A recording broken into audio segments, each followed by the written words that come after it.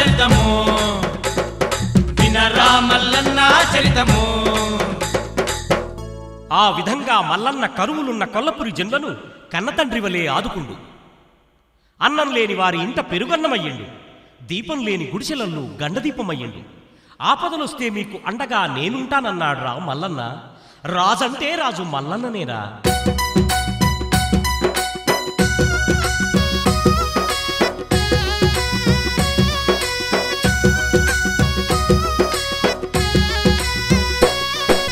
బామా మెడాలు మీద మల్లన్నో బామా మెడాలు మీద మల్లన్నో ఈగ మనసు వెంచుకున్నడమ్మా మల్లన్న ఈగ మనసు వెంచుకున్నడమ్మా మల్లన్న.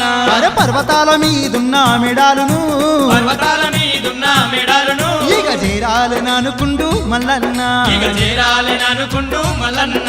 ఆ బలిజ మేడాలును మల్లన్నో బలిజ మేడాలును మల్లన్నో మదిలోన దలుసుకుండు మల్లన్న ఈగ మదిలోన దలుసుకుండు మల్లన్న. అగ్గగ్గో అందాల భార్య మేడలమ్మను చూడాలని ఇక ఆగకుండా గుర్రమెక్కి బయలుదేరిండు కోరమీసాల మల్లన్న. ఆ మేడలమ్మ ముద్దు ముత్తడ తీర్చి సంబుర పెట్టనాని అగ్గగ్గగ్గ సంబురంగా పోతున్నాడే మన సుందరాంగుల మల్లయ్య.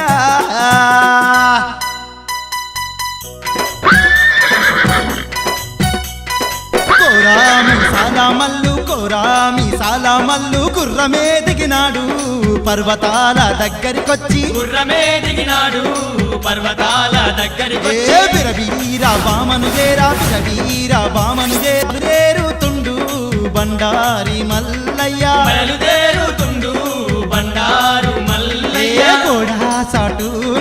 గోడా సాటు నుండి తొంగి చూస్తా ఉండు బామ ఏమి చేస్తా